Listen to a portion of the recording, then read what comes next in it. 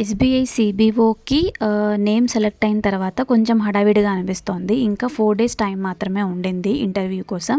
మా ఇంట్లో అంతా ఇప్పుడు ప్రెజెంట్ ఆ ప్రిపరేషన్ మూడ్లోనే ఉండింది. నేను మాత్రం బ్యాంక్ ఎగ్జామ్స్కి రెగ్యులర్గా ప్రిపేర్ అవుతున్నా. ఆయన బ్యాంక్ నుంచి మార్నింగ్ వెళ్ళి ఈవినింగ్ వచ్చే టైంకి నైట్ తక్కువ టైం ఉంటుంది. సో నేనేం చేస్తున్నాను అంటే డే టైంలో తన కోసం ఒక 1 అవర్ కేటాయించుకొని తనకి ఆల్రెడీ నోట్ చేసుకున్నటువంటి లాస్ట్ టైం ఎల్బీఓకి కానీ సీబీఓకి కానీ తను రెడీ చేసుకున్నటువంటి నోట్బుక్స్, బ్యాంకింగ్ అవేర్నెస్ మెటీరియల్స్, ఇలా కొన్ని ముఖ్యమైన టాపిక్స్ అన్నీ కూడా మళ్ళీ తీసాను.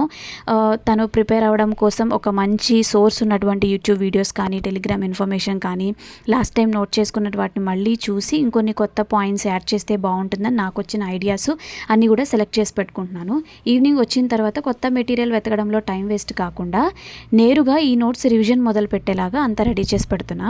ఇలా ప్లాన్ చేసుకుంటే ఏమవుతుందంటే వర్క్ చేసేటటువంటి వాళ్ళకి దొరికే కొంత టైంని ఎఫెక్టివ్గా ఉపయోగించుకోవచ్చు. సో 4 డేస్ పాటు మా ఇంట్లో ఇంటర్వ్యూ ప్రిపరేషన్ మేము ఎలా ప్లాన్ చేస్తున్నాం అనేటటువంటిది చెప్తాను.